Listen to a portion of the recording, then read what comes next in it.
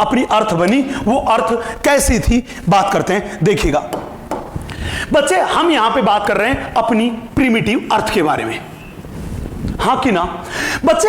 ये जो प्रिमिटिव अर्थ बनी, ये अर्थ बनी, ये सोलर नेबुला से बनी थी। किससे बनी थी? सोलर नेबुला से। और जिस टाइम अर्थ बनी उस टाइम पे यूनिवर्स का टेम्परेचर बहुत बहुत ज्यादा था। तो अर्थ थी, वो अर्थ भी एक आग का गोला थी। क्या थी? एक आग का गोला। मतलब उसका टेम्परेचर जो था वो टेम्परेचर बहुत बहुत ज्यादा हाई था।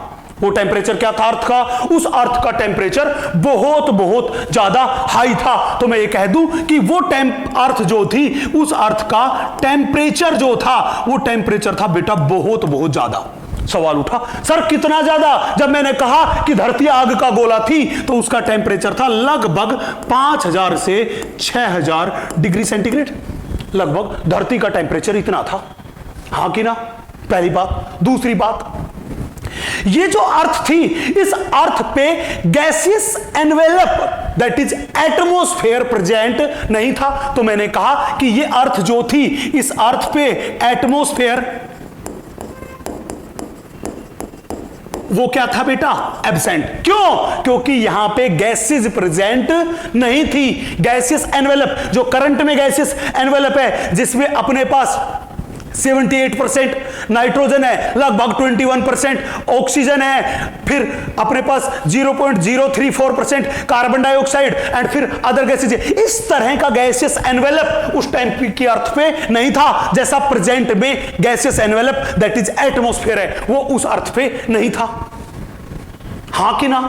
तो अब ना तो उस गैस पे एटमॉस्फेयर था, टेम्परेचर बहुत ज्यादा था, और इसके साथ साथ हमारी बहुत इंपॉर्टेंट लेयर जिसको अपन बोलते हैं ओजोन लेयर, वो ओजोन लेयर भी अर्थ पे क्या थी? एब्सेंट थी। वो ओजोन लेयर जो थी, वो ओजोन लेयर भी अर्थ पे क्या थी? एब्सेंट थी, हाँ कि ना? लेकिन यहां पे हाइड्रोजन हीलियम गैसेस जो थी वो अबेंडेंटली प्रेजेंट थी, और वो सारी की सारी गैसेस जो थी, हाइड्रोजन वगैरह, वो सारी की सारी एटॉमिक फॉर्म में प्रेजेंट थी। किस फॉर्म में प्रेजेंट थी? एटॉमिक फॉर्म में प्रेजेंट थी, हाँ कि ना? हाँ कि ना? तो अब सवाल था, सर अब ये बताइए कि प्रिमिटिव अर्थ पे एटमॉस्फेयर तो नहीं था, ना ही ओजोन लेयर प्रेजेंट थी, ना ही टेम्परेचर था, तो आप हमें बताइए कि वहां पे था क्या? वहां पे था क्या? और उस प्रिमिटिव अर्थ से करंट वाला एनवायरनमेंट जो था, ये कैसे बना होगा? ये सारी की सारी बात हम बात करते हैं कि ये सारी की सारी बात किस हिसाब से बताई, किसने? बिग बैंग थ्योरी के हिसाब से बात करें तो उसने कैसे एक्सप्लेन किया। चलो आगे, यहां पे कंप्लीट डिस्कशन जो एनसीईआरटी ने दे रखा है वो दे रखा है according to big bang theory, जो प्रिमिटिव अर्थ थी कुछ ऐसी थी, उससे आगे का एनवायरनमेंट कैसे बना होगा उसने इस बारे में बात कर रखी है। चलो भाई मैं आगे, यहां तक की बात में कोई दिक्कत? हाँ जी, कोई दिक्कत नहीं। चलो मैं आगे, देखिएगा तो मैं इस बात को समझाता हूं, वो समझाता हूं अगेन एक फ्लो चार्ट की हेल्प से। चलो बेटा मैं आगे, देखिएगा बच्चे, हम पहले ही आपसे कह चुके हैं कि प्रिमिटिव अर्थ का टेम्परेचर बहुत हाई, कितना हाई? लगभग 5000 से 6000 डिग्री सेंटीग्रेड, पहली बात। दूसरी बड़ी बात, जो प्रिमिटिव अर्थ जो थी उस पे एटमॉस्फेयर भी नहीं था। तीसरी बड़ी बात, प्रिमिटिव अर्थ जो थी उस पे ओजोन लेयर भी नहीं थी। लेकिन धरती जो थी वो आग का गोला थी। वो धरती क्या थी? आग का गोला थी। चलिए देखते हैं। हमने मान लिया कि ये अपने पास है, ये अपने पास है, ये अपनी अर्थ है, ये अपने पास है, अपनी अर्थ है। हमको पता है कि अर्थ जो होती है, उस अर्थ का जो सॉलिड पार्ट होता है, उस सॉलिड पार्ट को बोलते हैं लिथोस्फीयर। क्या बोलते हैं? लिथोस्फीयर। तो मैंने कहा ये अर्थ है, और ये अर्थ का कौन सा पार्ट है? ये अपने पास है लिथोस्फीयर। ये अर्थ का कौन सा पार्ट है? ये अर्थ का लिथोस्फीयर वाला पार्ट है। और ये पूरी की पूरी जो बाहर वाला जो रीजन है, ये अर्थ की सरफेस है। जब धरती आग का गोला थी तो उस प्रिमिटिव अर्थ पे वोल्केनेशन बहुत ज्यादा होता था, वोल्केनिक इरेप्शन जो था वो बहुत ज्यादा होता था, मतलब ज्वालामुखी बहुत ज्यादा निकलते थे। तो वो यही मान रहा है कि इस प्रिमिटिव अर्थ जो थी, इस प्रिमिटिव अर्थ से ज्वालामुखी निकले होंगे। ये लीजिए, इससे ज्वालामुखी निकले होंगे, हाँ कि ना। मैंने बोला यहां पे वोल्केनिक इरप्शन हुआ होगा, मैंने बोला ये रिप्रेजेंट कर रहा है, ये रिप्रेजेंट कर रहा है यहां पे किसको, वोल्केनिक इरप्शन को। यहां पे वोल्केनिक इरप्शन हुआ होगा। जब वोल्केनिक इरप्शन यहां पे हुआ होगा तो उसकी वजह से वोल्केनिक इरप्ट, जिसको हम बोलते हैं लावा या मोल्टेन मास जो था वो बाहर निकला होगा। हमने बोला कि यहां से खूब सारा लावा बाहर निकला और वो लावा जो था वो लावा इस अर्थ की सरफेस पे इकट्ठा होता गया। ये लावा बाहर निकला और ये लावा इस अर्थ की सरफेस पे इकट्ठा होता गया। ये लीजिए, हाँ कि ना। तो मैंने बोला कि प्रिमिटिव अर्थ पे वोल्केनिक इरप्शन बहुत ज्यादा हो रहा था और उससे जो लावा निकल रहा था जिसको हम बोलते हैं मोल्टेन मास, वो मोल्टेन मास बाहर निकला और वो कहां पे फैल गया, वो पूरा का पूरा फैल गया किस पे, अर्थ की सरफेस पे। मैं एनसीईआरटी की लैंग्वेज में बोलूं तो हमने कहा कि मोल्टेन मास जो था उससे अर्थ की सरफेस क्या हो गई, कवर हो गई। तो मैंने बोला ये मेरे पास है, ये अपने पास है मोल्टेन मास, जिसको हम बोलते हैं सीधी भाषा में लावा। और ये लावा जो था, ये लावा कहां से आया, क्योंकि प्रिमिटिव एनवायरनमेंट ऐसा था कि वहां पे ज्वालामुखी दैट इज वोल्केनिक इरप्शन बहुत ज्यादा हो रहे थे, वहां से निकला मोल्टेन मास और इस मोल्टेन मास ने अर्थ की सरफेस को क्या कर लिया, कवर। मैंने बोला ये क्या करता है, कवर्स अर्थ सरफेस। इस मोल्टेन मास ने अर्थ की सरफेस को कवर करता है। जब इसने अर्थ की सरफेस को कर लिया कवर, चले भैया, तो हुआ क्या, इस मोल्टेन मास ने अर्थ की सरफेस से कवर किया। लेकिन अब ये मोल्टेन मास जो था ये बना किस चीज से था बेटा, मोल्टेन मास जो होता है उसमें बहुत सारे अमाउंट में लिक्विड मटेरियल होता है, बहुत सारी गैसेज होती है, मेटल्स होती है, वो सारी की सारी चीज बाहर निकली होगी, वो सारी की सारी चीज बाहर निकली होगी। कौन कौन सी, मेटल्स होगी, गैसेज होगी, लिक्विड मेटेरियल होगा। और वो लिक्विड मटेरियल जो था वो लिक्विड मटेरियल यहां पे फैल गया। ये लीजिए, ये लीजिए, वो गैसेज वगैरह वाला जो मटेरियल था, लिक्विड मटेरियल तो यहां डिपॉजिट हो गया मोल्टेन मास का, और इसकी गैसेज वगैरह थी वो चारों तरफ फैल गई। अब सवाल था सर यहां पे कौन कौन सी गैसेज थी। बेटा ये मोल्टेन मास जो था इसमें से जो गैसेज बाहर निकली, उस गैसेज में सबसे पहली गैस थी NH3 अमोनिया। यहां पे जो दूसरी गैस बाहर निकली वो थी CH4। यहां से जो तीसरी गैस बाहर निकली वो थी कार्बन डाइऑक्साइड। और मैंने कहा यहां से लिक्विड मटेरियल निकला, यहां से पानी भी निकला, लेकिन धरती का टेम्परेचर उस टाइम पे क्या था, बहुत ज्यादा, तो यहां पे वाटर निकला। वो वाटर निकला वो वेपर की फॉर्म में था, वो लिक्विड फॉर्म में नहीं था। क्यों, क्योंकि धरती का टेम्परेचर 5000 से 6000 डिग्री सेंटीग्रेड था और इतने हाई टेम्परेचर पे वाटर जो था वो लिक्विड फॉर्म में प्रेजेंट नहीं हो सकता। लिक्विड में आने के लिए तो temperature less than 100 degree centigrade होना चाहिए। तो मैंने बोला यहां पे खूब सारी वाटर वेपर निकली। अब हुआ क्या, अब हमने कहा कि अपने पास यहां पे खूब सारी वाटर वेपर है। ये लीजिए, हमने कहा कि अपने पास यहां पे खूब सारी ये वाटर की वेपर प्रेजेंट है, हाँ कि ना।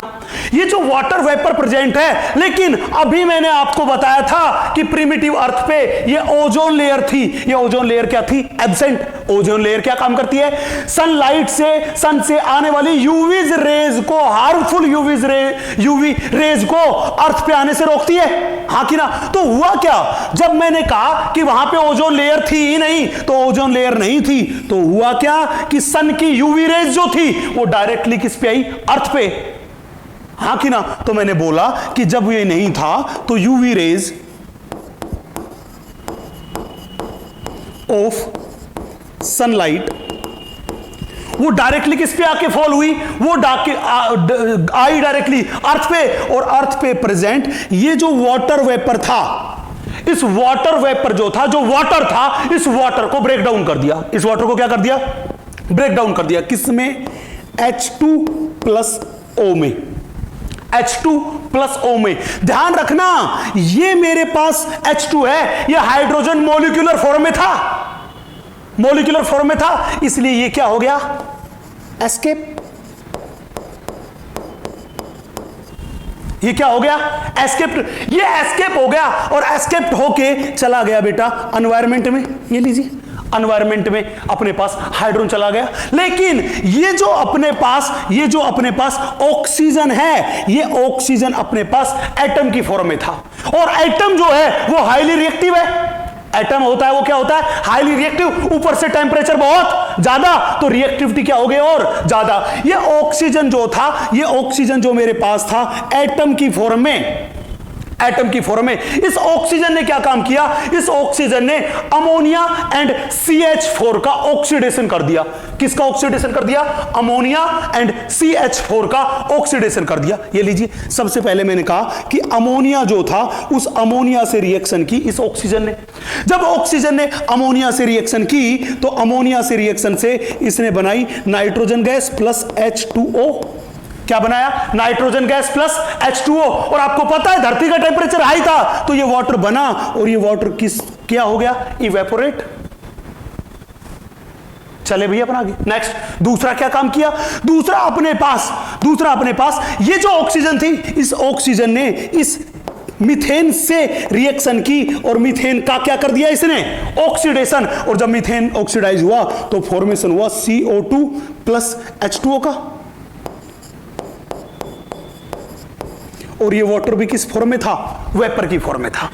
किस फॉर्म में था? वेपर की फॉर्म में था। मैंने कहा कि N2 और CO2 धरती पे बनने लग गए, N2 और CO2 बनने लग गए, तो कहने का मतलब करंट जो एनवायरनमेंट है उसमें भी तो खूब सारी ऑक्सीजन है।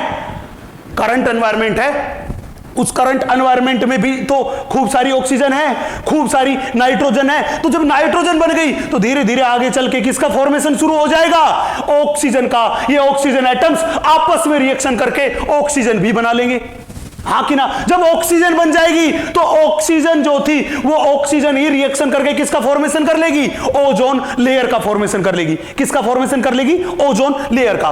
लेकिन अभी अपन जो बात कर रहे हैं वो बात इसके बारे में कर रहे हैं कि अपने पास यहां पे जो वाटर बना दोनों ही पॉइंट पे, ये वाटर किस फॉर्म में था? वेपर की फॉर्म में था। और ये तुरंत के तुरंत क्या हो गया बेटा? ये अपने पास इवेपोरेट हो गया।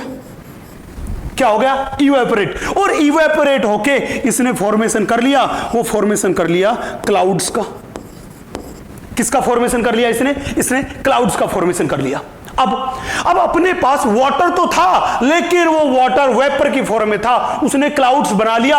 अभी तक अपने पास वाटर लिक्विड फॉर्म में नहीं आया, लिक्विड फॉर्म में नहीं आया। धीरे धीरे धरती पे एनवायरनमेंट, एटमॉस्फेयर तो बनने लग गया, लेकिन अभी तक वाटर जो था वो वाटर लिक्विड फॉर्म में नहीं आया। तो फिर क्या हुआ? देखिए क्या हुआ। फिर अपने पास क्या हुआ कि अपने पास ये बन गए क्लाउड्स। हुआ ये कि अपने पास जो ये क्लाउड्स बन गए, और हमने मान लिया कि ये मेरे पास अर्थ की सरफेस है। ये लीजिए, ये मेरे पास अर्थ की सरफेस है। हाँ कि ना? ये अर्थ की सरफेस है, और ये अर्थ की सरफेस पे प्रेजेंट डिप्रेशंस, दैट इज गड्ढे हैं। हमने माना कि ये क्लाउड्स बन गए, और धीरे धीरे टाइम के साथ धरती का टेम्परेचर जो था वो टेम्परेचर कम हुआ।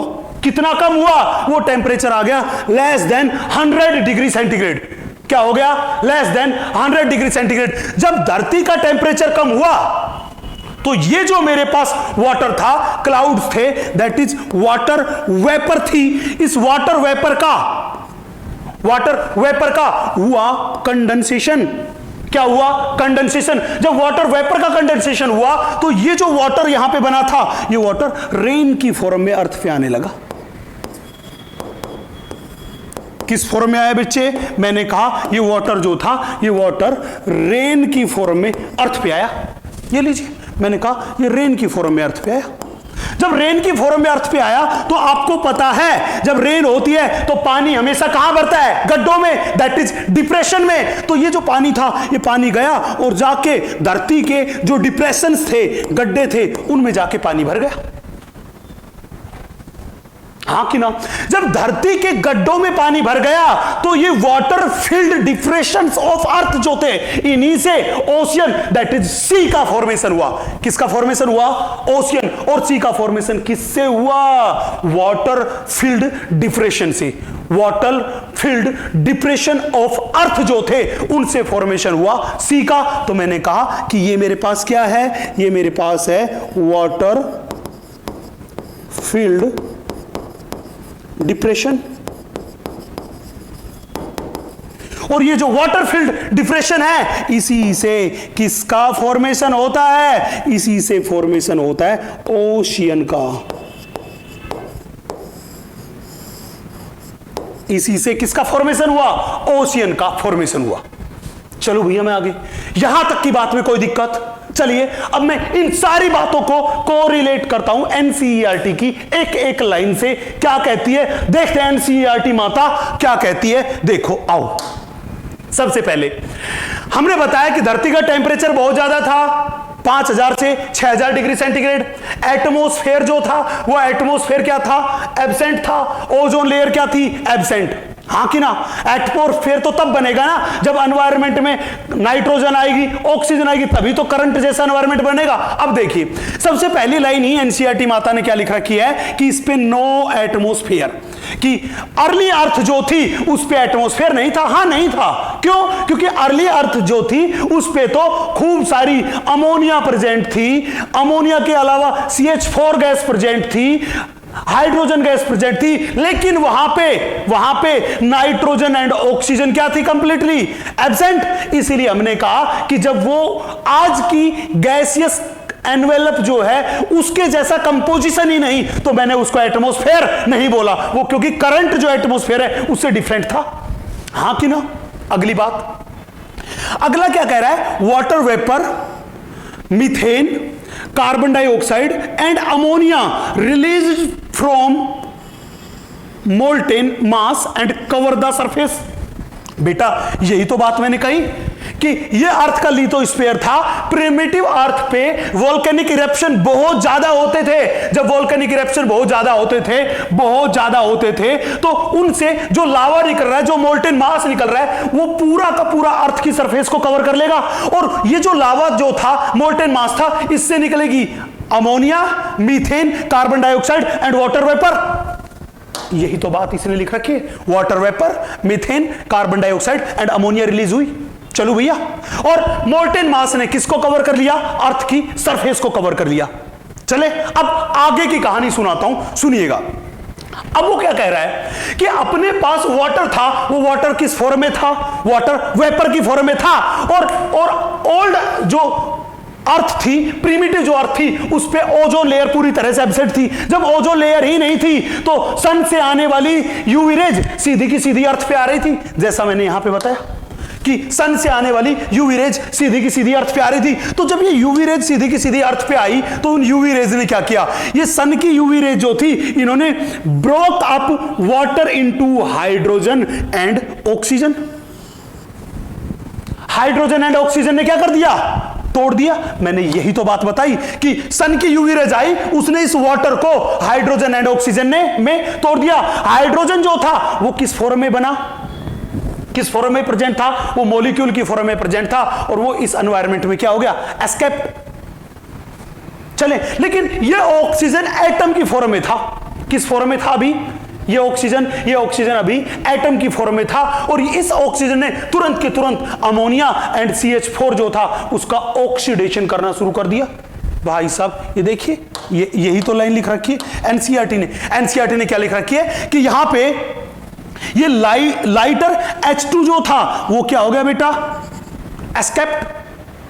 चले, अब ऑक्सीजन जो था, उस ऑक्सीजन ने क्या किया, बची हुई ऑक्सीजन जो थी वो कॉम्बाइन हुई किसके साथ, अमोनिया के साथ एंड मीथेन के साथ। मैंने बोला जब अमोनिया के साथ कॉम्बाइन हुई तो उसने बनाया वाटर प्लस N2, एंड जब मीथेन के साथ कॉम्बाइन हुई तो उसने बनाया CO2 प्लस H2O। तो इसलिए बोल रहा है उसने क्या बनाया, वाटर बनाया, CO2 बनाया एंड अदर्स, और दूसरी चीजों का फॉर्मेशन किया। चले भैया, यहां तक की बात क्लियर है। अब आगे की बात सुनना। अब तक मैं जो बात कर चुका हूं, मैं यहां तक की बात कर चुका हूं। चले, अब ये जो वाटर बना था, इस वाटर का क्या हुआ, बहुत ध्यान से देखिएगा। अगली में क्या कह रहा है कि अब उसके बाद जब ऑक्सीजन बन गई तो ऑक्सीजन का मॉलिक्यूल बना एंड ओजोन लेयर का भी फॉर्मेशन हो गया। जब यहां पे ये ऑक्सीजन जो थी, ये ऑक्सीजन जो एटम की फॉर्म में थी, एटम की फॉर्म में थी, धीरे धीरे ऑक्सीजन के एटम्स ने रिएक्शन किया और रिएक्शन करके मॉलिक्यूल बना लिया, और O2 जो था जब उसने दूसरे ऑक्सीजन से रिएक्शन किया तो ओजोन लेयर का क्या हो गया, फॉर्मेशन। तो मैं कह दूं कि यहां पे ओजोन जो थी, ओजोन का भी क्या हो गया, ओजोन का भी फॉर्मेशन हो गया, ओजोन लेयर का भी फॉर्मेशन हो गया। जब ओजोन लेयर का फॉर्मेशन हो गया तो ओजोन के फॉर्मेशन के बाद अब सन की UV rays, harmful UV rays सीधी अर्थ पे नहीं आएगी, हां कि ना। आगे क्या हुआ, आगे देखिए क्या कह रहा है, एज अर्थ कूल्ड, अर्थ का टेम्परेचर कम हुआ। जब अर्थ का टेम्परेचर कम हुआ तो वाटर वेपर थी, ये जो क्लाउड्स बनाए थे मैंने, ये वाटर वेपर थी, ये क्लाउड जो थी, ये क्लाउड्स जो था इनका हुआ कंडेंसेशन, और ये किस में कन्वर्ट हुआ, वाटर में, लिक्विड फॉर्म में, और वो लिक्विड जो वाटर था वो रेन की फॉर्म में अर्थ पे आया, फेल एज रेन। जब रेन की फॉर्म में अर्थ पे आया तो अर्थ पे आके वो किस में फिल्ड हो गया, फिल्ड आर द डिप्रेशंस, जो अर्थ के गड्ढे थे, जो डिप्रेशन थे उसमें भर गया, और भर के किसका फॉर्मेशन किया, भर के उसने फॉर्मेशन किया ओशियन का। यही तो बात कर रखे, रेन अर्थ पे आया, अर्थ के डिप्रेशंस में वाटर भरा, और ये डिप्रेशन जो थे इन्हीं ने फॉर्मेशन कर लिया किसका, ओशियन का, या मैं कहूं सी का, हां कि ना। अब सवाल ये था कि सर अर्थ जो थी, उस अर्थ का ओरिजिन जो हुआ, अर्थ का जो ओरिजिन हुआ वो हमने पढ़ा कि अर्थ का ओरिजिन 4.5 बिलियन ईयर्स बैक हुआ, 4.5 बिलियन ईयर्स बैक हुआ। किसका ओरिजिन, अर्थ का। तो आप ये बताइए कि अर्थ पे सबसे पहले लिविंग ऑर्गेनिजम्स जो थे, जो लाइफ थी, वो कब आई। बेटा एनसीईआरटी ने यहां पे लिखा हुआ है कि अर्थ पे जो फर्स्ट लाइफ अपीयर हुई वो हुई 500 मिलियन ईयर्स। किसके बाद, after the formation of earth. तो मैंने कहा कि अर्थ का फॉर्मेशन कब हुआ, 4.5 बिलियन ईयर्स एगो। इस टाइम पे अपने पास क्या बनी थी, अर्थ, जब हमारा सोलर सिस्टम बना। इससे 500 मिलियंस बाद, जब मैंने कहा 500 मिलियंस बाद, या मैं कह दूं 0.5 बिलियन ईयर्स बाद, तो जब 0.5 बिलियन ईयर्स बाद ऐसा हुआ तो मैंने बोला 0.5 बिलियन ईयर को अगर मैं यहां से हटा दूं तो ये वैल्यू होगी वो लगभग 4 बिलियन ईयर्स बैक होगी, हां कि ना। तो मैं कह दूं कि धरती के फॉर्मेशन के लगभग 500 मिलियन ईयर्स बाद धरती पे क्या आई, लाइफ आई। मतलब लाइफ का ओरिजिन कब हुआ, लगभग 4 बिलियन ईयर्स बैक। आज से लगभग कितने बिलियन ईयर्स बाद हुआ, लगभग 4 बिलियन ईयर्स बाद किसका फॉर्मेशन हो गया बेटा, लाइफ का फॉर्मेशन हुआ, ओरिजिन ऑफ लाइफ हुआ। चले भैया अपन आगे। यहां तक की बात में पूरा का पूरा बात में क्लियर कर चुका हूं आपसे कि अर्थ कैसे बनी, अर्थ का प्रिमिटिव एनवायरनमेंट जो था, उस प्रिमिटिव एनवायरनमेंट कैसा था। अब अर्थ का जो करंट एटमॉस्फेयर है वो किस तरह से बना होगा, ये पूरी की पूरी बात की है। ये बात की हमने बिग बैंग थ्योरी के अकॉर्डिंग। किसके अकॉर्डिंग बात की है, बिग बैंग थ्योरी के अकॉर्डिंग हमने बात की है।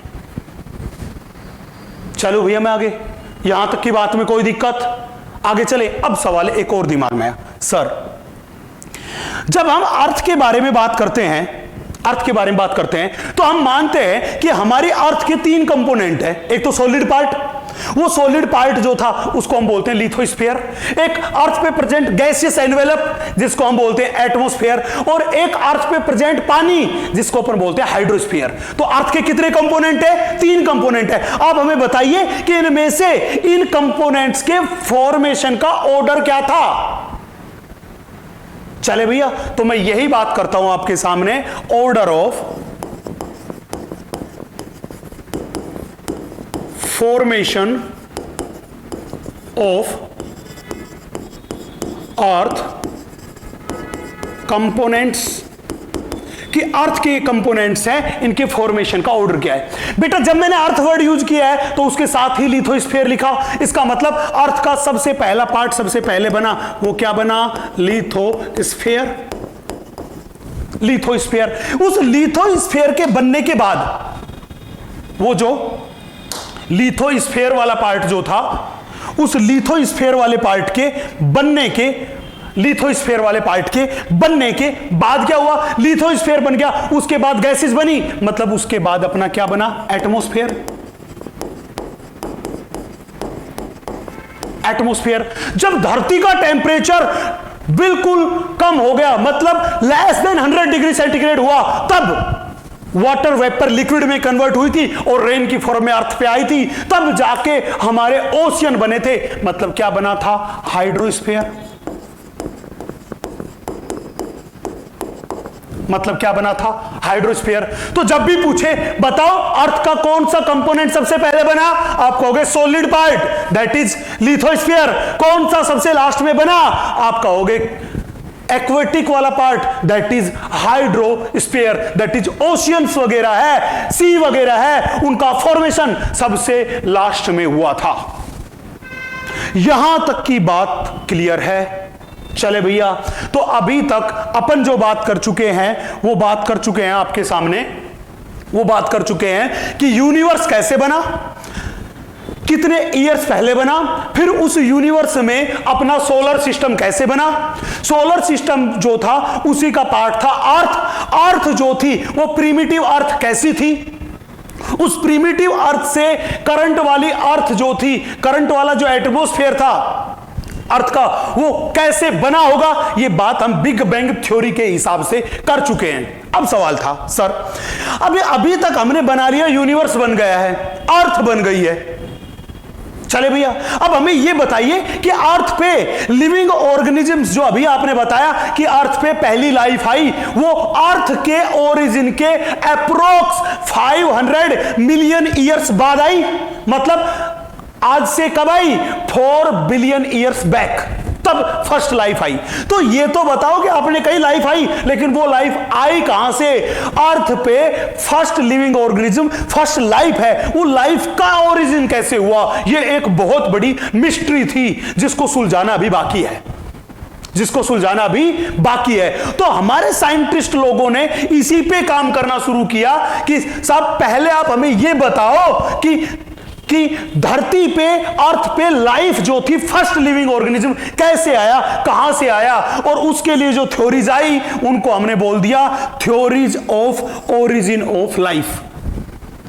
Theories of origin of life. ये कई सारे साइंटिस्ट आए और उन्होंने अपने अपने हिसाब से इस बात को एक्सप्लेन किया कि धरती पे फर्स्ट लाइफ आई, वो अर्थ पे कैसे आई होगी। इस बात का उन्होंने अपने हिसाब से अनुमान लगाया, इमेजिन किया। तो इसके रेस्पेक्ट में इसी चीज को एक्सप्लेन करने के लिए जो सबसे पहली थ्योरी आई, उस सबसे पहली थ्योरी को अपन बोल के चलते हैं बेटा, वो बोल के चलते हैं special creation theory. Special creation theory. चले बच्चे, ये स्पेशल क्रिएशन थ्योरी थी, ये थी मिथोलॉजी पे बेस्ड।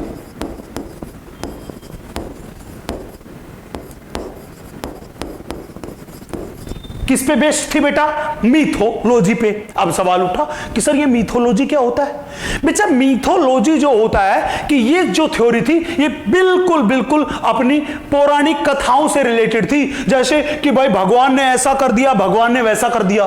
तो ये सारी की सारी किस पे बेस्ड थी, ये भगवान से रिलेटेड काम था जो कि पौराणिक कथाओं पे आधारित था। चले, तो ये मिथोलॉजी वाली जो थ्योरी थी, जो मिथोलॉजी पे बेस्ड थी, जिसको हमने कहा स्पेशल क्रिएशन थ्योरी। इस स्पेशल क्रिएशन थ्योरी ने 3 पॉइंट्स बताए। कितने पॉइंट्स बताए, इन्होंने 3 पॉइंट्स बताए। अब सवाल था कि यार ये 3 पॉइंट्स जो हैं वो 3 पॉइंट्स कौन से हैं। मैं सबसे पहले पॉइंट के बारे में बात करता हूं। इस थ्योरी का सबसे पहला पॉइंट था, वो सबसे पहला पॉइंट था, उसमें ये बताता है कि धरती पे लाइफ जो थी वो लाइफ कैसे आई। तो ये लोग क्या बताते हैं, स्पेशल क्रिएशन थ्योरी कहती है कि ये जो धरती पे जितने भी लिविंग ऑर्गेनिजम्स हैं, इन सारे लिविंग ऑर्गेनिजम्स का फॉर्मेशन गॉड ने किया था। किसने किया था, गॉड ने किया था। मतलब धरती पे जो भी लिविंग ऑर्गेनिज्म है अर्थ पे, वो सारे के सारे किसने बनाए, भगवान ने बनाए, गॉड ने बनाए। और गॉड ने जैसा इनको बनाया था, जब भी बनाया था गॉड ने जैसा बनाया था, ये आज तक वैसे के वैसे हैं, इनमें कोई भी चेंज नहीं आया। इनमें कोई भी चेंज नहीं आया। मतलब सबसे पहली बात इसने यही बोली कि धरती के सारे लिविंग ऑर्गेनिज्म किसने बनाए? गॉड ने बनाए। मतलब लाइफ का फॉर्मेशन किसने किया? लाइफ का फॉर्मेशन किसने किया? लाइफ को किसने बनाया? वो लाइफ को बनाया गॉड ने। किसने बनाया? गॉड ने। देखिएगा क्या कह रहा है, एनसीईआरटी की लाइन पढ़ता हूं। ऑल लिविंग ऑर्गेनिजम्स, उन लिविंग ऑर्गेनिज्म के आगे स्पीसीज और टाइप्स, जितने भी टाइप्स के लिविंग ऑर्गेनिज्म हैं, चाहे वो एनिमल रहो चाहे वो प्लांट रहो, जितने भी टाइप के लिविंग ऑर्गेनिजम्स है दैट वी सी टुडे, जो हमें दिखाई दे रहे हैं, वर क्रिएटेड एज सच, वो बिल्कुल ऐसे के ऐसे ही बनाए गए थे। वो बिल्कुल कैसे बनाए गए थे? बिल्कुल ऐसे कैसे कि धरती पे जितने भी लिविंग ऑर्गेनिज्म थे जैसे हम आज देख रहे हैं, उनको बिल्कुल वैसे का वैसे बनाया था। बोला किसने बनाया? बोला गॉड ने बनाया। तो मैंने कहा कि सीधी सी इसका मैं कंक्लूजन लिखूं तो ये क्या कह रहा है कि लाइफ का क्रिएशन किसने किया? Life is created by God, created by God. जैसी लाइफ है बिल्कुल ऐसी की ऐसी किसने बनाई थी? गॉड ने बनाई थी। चले भैया, अब इसका दूसरा पॉइंट मैं एक्सप्लेन करता हूं।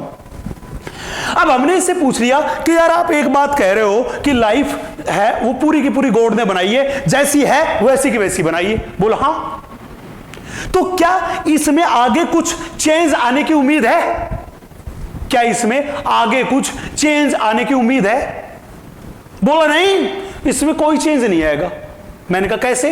बोला कि मान लीजिए गॉड है, उस गॉड ने मान लीजिए गॉड है, उस गॉड ने 10 तो बना दी एनिमल की स्पीसीज। इमेजिन कीजिए गॉड ने 10 तो बना दी एनिमल की स्पीसीज और 10 बना दी मान लीजिए प्लांट्स की स्पीसीज। तो अर्थ पे टोटल कितनी स्पीसीज हुई? वो हुई 20। क्या हुई? 20 डिफरेंट टाइप्स ऑफ स्पीसीज हुई। बोला ये जो गॉड ने बनाई है 20 स्पीसीज, ये गॉड ने जैसी बनाई है ये हमेशा ऑलवेज सेम रहेगी। ऑलवेज क्या रहेगी? सेम।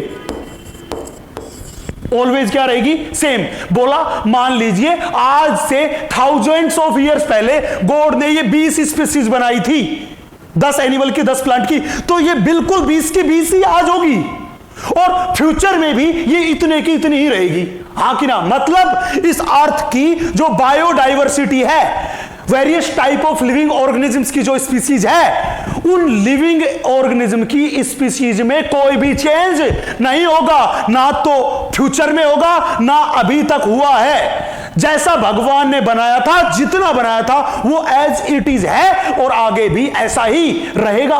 हां कि ना? मतलब ये कि लिविंग ऑर्गेनिजम्स की ये जो फॉर्म्स है, इनके नंबर क्या है? एकदम कांस्टेंट है, इसमें कोई भी चेंज नहीं हुआ और ना ही आगे होगा। हां कि ना? एनसीईआरटी क्या कहती है? देखिए एनसीईआरटी क्या कहती है? The diversity was always same. मैंने यही तो कहा कि लिविंग ऑर्गेनिजम्स की जो बायोडाइवर्सिटी वो क्या है? एकदम सेम है। 20 बनाए थे भगवान ने, वो 20 के 20 ही है, सेम। सिंस क्रिएशन से लेके आज तक क्या है? एकदम सेम है। And will be the same in future. Creation के टाइम पे जितने बनाए थे उतने ही आज भी है और फ्यूचर में भी उतने ही रहेंगे। इसका मतलब तो ये हुआ, तो मैं सीधा से इसका कंक्लूजन निकालूं कि लाइफ फॉर्म्स क्या है? कांस्टेंट है, उसमें कोई भी चेंज नहीं होता। मतलब वो जैसा बना था हमेशा वैसा ही बना रहेगा, उसमें कोई भी चेंज नहीं होता। ये इसका दूसरा पॉइंट था। चले भैया, तीसरी और अंतिम बात में हमने पूछ लिया कि यार आप ये बताओ कि आपके हिसाब से ये जो अर्थ है, इस अर्थ का ओरिजिन जो है वो कितने ईयर्स पहले हुआ होगा? बोला कि हमारी अर्थ है ये बहुत ज्यादा पुरानी नहीं है, हमारी अर्थ लगभग 4000 ईयर्स पुरानी है। 4000 ईयर्स ओल्ड है अर्थ। हां कि ना? इन्होंने ये अपनी तीनों की तीनों बातें जो थी वो तीनों की तीनों बातें बता दी। इन्होंने अपनी ये तीनों की तीनों बातें बता दी। हां कि ना? कि अर्थ कितनी पुरानी है? लगभग अर्थ है वो 4000 ईयर्स पुरानी है। चले, लेकिन बेटा इस थ्योरी को डिसअप्रूव कर दिया गया। क्या कर दिया गया? डिसअप्रूव। इसको डिसअप्रूव करने वाले कौन कौन थे? मैंने बोला इसको क्या किया गया?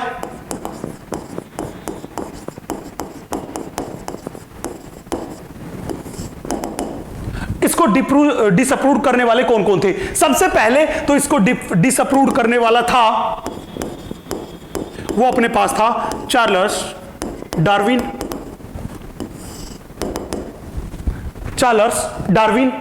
डार्विन ने क्या काम किया बेटा? डार्विन जो था वो एक शिप से, HMS बिगल शिप से सीवाईएस पे निकला था, समुद्री भ्रमण पे निकला था, दुनिया की सैर पे निकला था। जब वो दुनिया की सैर पे निकला था तो उसने कुछ स्पेशल टाइप की चिड़िया देखी थी जिनको बोला था डार्विन फिंचेस। क्या बोला था? Darwin finches. तो उसने क्या बताया कि यार मैं जब दुनिया के भ्रमण पे निकला तो मुझे different kinds of animal species दिखाई दी। Different kinds of animal species दिखाई दी। जब मुझे different kind of animal species दिखाई दी, उनमें यह दिखाई दिया कि वो एनिमल स्पीसीज जो थी उनके बहुत से कैरेक्टर एक दूसरे के सिमिलर थे। बहुत से कैरेक्टर क्या थे? एक दूसरे के सिमिलर थे। इसका मतलब तो यह हुआ कि जब उनके बहुत से कैरेक्टर एक दूसरे के सिमिलर थे तो इसका मतलब यह हुआ कि इनका एंसिस्टर कोई एक ही रहा होगा। उस एक एंसिस्टर से ही ये अलग टाइप की स्पीसीज बनी है, हां कि ना? तो इसका मतलब उसने ये बताया कि life forms are not constant. Darwin ने क्या बोला? इसने कहा कि life forms are not constant. Life forms are not constant. कि लाइफ फॉर्म्स है वो कांस्टेंट नहीं है, उसमें लगातार चेंज आता हुआ जा रहा है। लगातार क्या हो रहा है? चेंज आता हुआ जा रहा है। मतलब जैसे पहले बनी थी वैसी अब नहीं है, और जैसी अब है ऐसी फ्यूचर में नहीं रहेगी। उसमें लगातार क्या आ रहा है? चेंज आ रहा है। अब उसका ये पॉइंट देते ही स्पेशल क्रिएशन थ्योरी के 2 पॉइंट जो थे वो 2 पॉइंट खतरे में पड़ गए। कौन कौन सा पॉइंट? इसने पॉइंट नंबर फर्स्ट जो था उसको भी डिसअप्रूव कर दिया, एंड इसका पॉइंट नंबर सेकंड जो था इस पॉइंट को भी डिसअप्रूव कर दिया। पॉइंट नंबर फर्स्ट ने कहा था कि जैसी भी जितने भी लिविंग ऑर्गेनिजम्स हैं उनको सबको किसने बनाया है? गॉड ने बनाया है। जैसे आज हम देख रहे हैं बिल्कुल वैसा बनाया है। तो इसने बोला कि जब धरती पे लिविंग ऑर्गेनिज्म बने वो लिविंग ऑर्गेनिज्म बिल्कुल ऐसे नहीं थे जैसे करंट में है। ऐसा बनने में तो मिलियंस ऑफ ईयर्स का टाइम लग गया, हां कि ना? तो इस बात ने उसके पॉइंट नंबर फर्स्ट को क्या कर दिया? डिसअप्रूव। आखिर दूसरा उसने क्या बताया कि धरती पे various kinds of living species है, मतलब धरती पे बायोडाइवर्सिटी है, वो डाइवर्सिटी लगातार इंक्रीज हो रही है। पहले उतनी नहीं थी, पहले थी उसके कंपैरेटिवली आज बढ़ गई है, मतलब चेंज हो गया। और फ्यूचर में भी कुछ अलग टाइप के लिविंग ऑर्गेनिज्म धरती पे दिखाई देंगे, मतलब बायोडाइवर्सिटी क्या होगी? चेंज। तो इसके बेसिस पे उसने उसके दूसरे पॉइंट को भी क्या कर दिया? गलत। तो सबसे पहले गलत अप्रूव करने वाला इस थ्योरी को वो कौन था? वो अपने पास था चार्ल्स डार्विन, हां कि ना? दूसरी चीज जिसने इसको डिसअप्रूव किया वो अपने पास थे बेटा फॉसिल्स रिकॉर्ड। बेटा ये फॉसिल रिकॉर्ड्स जो थे, जब हमने फॉसिल को एनालिसिस किया, फॉसिल्स को एनालिसिस किया तो पता चला कि हमारी अर्थ जो है उस अर्थ की एज जो है वो 4000 साल नहीं है। हमारी अर्थ जो है वो मिलियंस ऑफ ईयर्स ओल्ड है। अर्थ क्या है? अर्थ is millions of years old. तो इसने क्या बताया? एनालिसिस से पता चला, क्या पता चला? कि अर्थ इज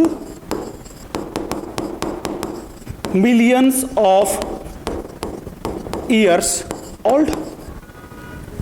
अर्थ क्या है? मिलियंस ऑफ ईयर्स ओल्ड है। वो कैसे पता चला? बच्चे जब हमने फॉसिल्स को स्टडी किया तो हमें क्या पता चला? हमें पता चला कि हमारी धरती पे कुछ रॉक्स थी। क्या थी? रॉक्स। वो जो रॉक्स थी लगभग 4.3 billion years old. Billion years old rocks कितनी थी बेटा? 4.3 billion years old rocks present थी धरती पे। क्या प्रेजेंट थी? 4.3 billion years old rocks present थी। जब हमने कहा कि यार धरती पे रॉक्स ही 4.3 बिलियन ईयर्स ओल्ड है, तो पक्का इन रॉक्स का फॉर्मेशन तो धरती के फॉर्मेशन के बाद हुआ होगा। तो हमारी धरती जो है, वो धरती है वो हजारों साल पुरानी नहीं है, वो मिलियंस ऑफ ईयर्स ओल्ड है। और मिलियंस ऑफ ईयर्स ओल्ड का मतलब लगभग कितनी पुरानी है धरती? जो हम करंट में पता लगा चुके हैं कि हमारी धरती जो है वो 4.5 बिलियन ईयर ओल्ड है। कितनी है? 4.5 बिलियन ईयर ओल्ड है। तो इस हिसाब से स्पेशल क्रिएशन थ्योरी के जो थर्ड वाला जो पॉइंट था, वो थर्ड वाला पॉइंट भी क्या साबित हो गया? गलत। क्या साबित हो गया? गलत। तो जब भी कहे फर्स्ट और सेकंड पॉइंट को डिसअप्रूव किसने किया? डार्विन ने, दोनों को। थर्ड पॉइंट को किसने किया? फॉसिल्स के रिकॉर्ड के बेसिस पे थर्ड पॉइंट को डिसअप्रूव किया। चले भैया, तो यहां तक की क्लास में हम पढ़ चुके हैं यूनिवर्स का ओरिजिन कैसे हुआ, सोलर सिस्टम का ओरिजिन कैसे हुआ, बिग बैंग थ्योरी के हिसाब से प्रिमिटिव अर्थ जो थी उसकी क्लाइमेटिक कंडीशन किस हिसाब से थी, उसके बाद जो प्रेजेंट डे अर्थ है वो किस हिसाब से बनी होगी। एंड देन हमने बात किया कि अर्थ पे फर्स्ट लाइफ थी वो 4 बिलियन ईयर्स बैक आई, हां कि ना। और फर्स्ट लाइफ आने के बाद हम पढ़ रहे थे कि धरती पे लाइफ का ओरिजिन कैसे हुआ, उसकी फर्स्ट थ्योरी थी स्पेशल क्रिएशन थ्योरी। हमने बात किया स्पेशल क्रिएशन थ्योरी के तीनों पॉइंट्स के बारे में, एंड उसको डिसअप्रूव्ड किसने किया? उसको डिसअप्रूव्ड करने वाले साइंटिस्ट जो थे चार्ल्स डार्विन, एंड दूसरा फॉसिल्स के रिकॉर्ड जो थे उनके बेसिस पे उसे डिसअप्रूव्ड किया। इन सारी बातों को अपन पढ़ चुके हैं। हम अगली क्लास में कुछ और थ्योरीज के बारे में बात करेंगे जो ये डिफाइन करेगी अपने अपने हिसाब से कि अर्थ पे ओरिजिन ऑफ लाइफ कैसे हुआ। इतनी बहुत इंपॉर्टेंट, बहुत ही इंटरेस्टिंग बातें धरती पे लाइफ की ओरिजिन की मिस्ट्री जानने की। चलिए मैं बात करता हूं आगे। बच्चे, सेकंड नंबर की जो अपनी थ्योरी है, उस सेकंड नंबर की थ्योरी को बोलते हैं पैनस्पर्मिया थ्योरी।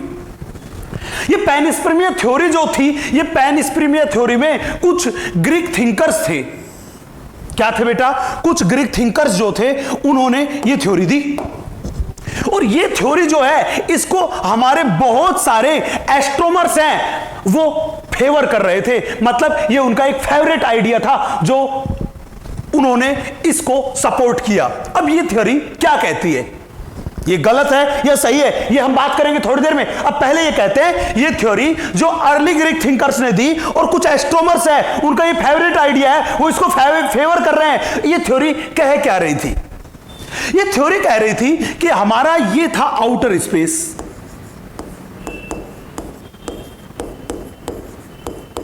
ये हमारे पास क्या है बेटा? ये अपना आउटर स्पेस। यहां पे हमने बोला ये अपने पास है यहां पे अर्थ एंड अदर प्लैनेट्स,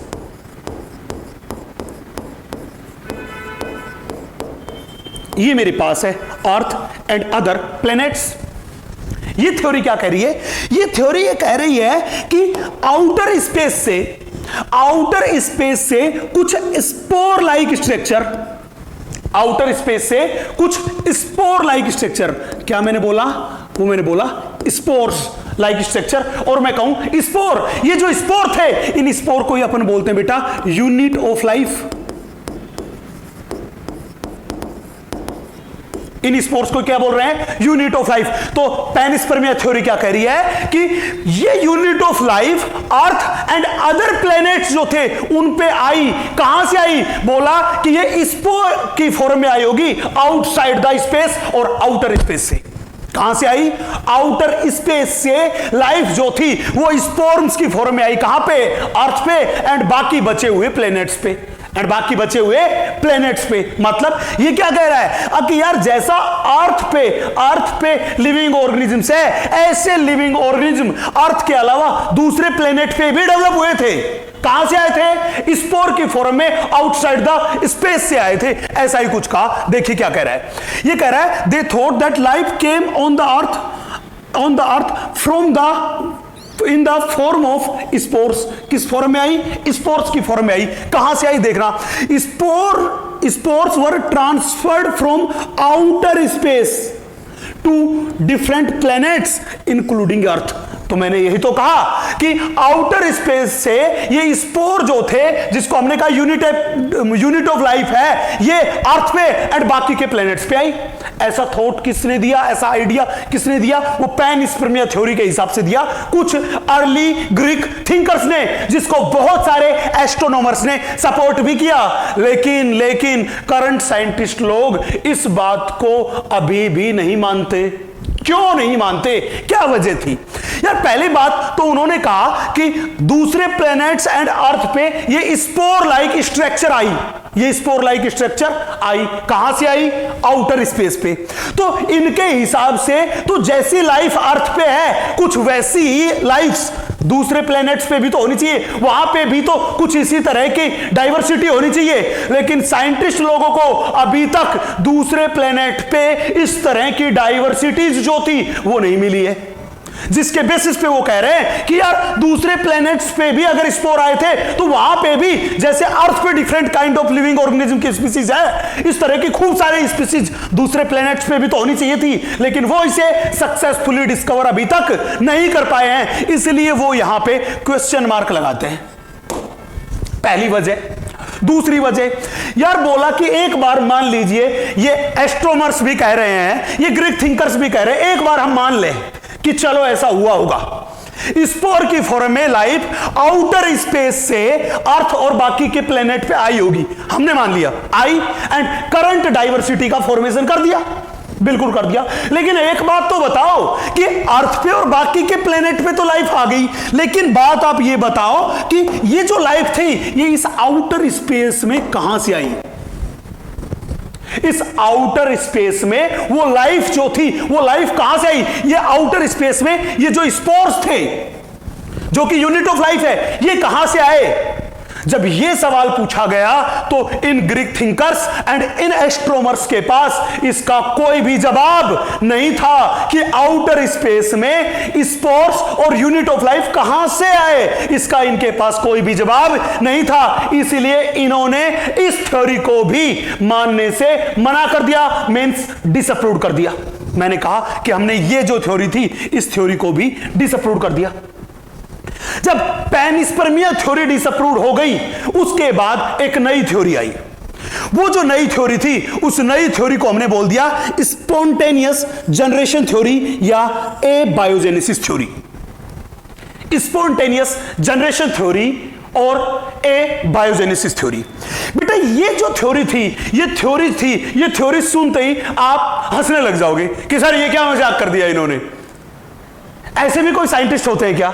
पर बच्चे उन्होंने ऐसा बोला और उस जमाने की सोच के हिसाब से इन्होंने बहुत एडवांस बात बोल दी। क्या कहा इन साइंटिस्ट लोगों ने? इस साइंटिस्ट लोगों ने कहा कि ऊपर वाले जो लोग कर रहे हैं ये सब बकवास कर रहे हैं, ऐसा कुछ नहीं हुआ। तो क्या हुआ? बोला वास्तव में जो लाइफ बनी वो लाइफ नॉन लिविंग थिंग से आई। किससे आई बेटा? नॉन लिविंग थिंग से। बोला कैसे?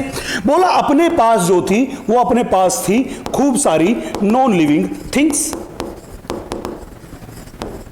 क्या थी बेटा अपने पास? यहां पे बोला कि नॉन लिविंग थिंग्स थी। बोला कि नॉन लिविंग थिंग्स में क्या? बोला इसमें डेड एंड डिकेड मटेरियल, जैसे अपन बात करके चले तो यहां पे अपने पास क्या चले, अपने पास यहां पे बात करके चले तो अपने पास है डिकेइंग एंड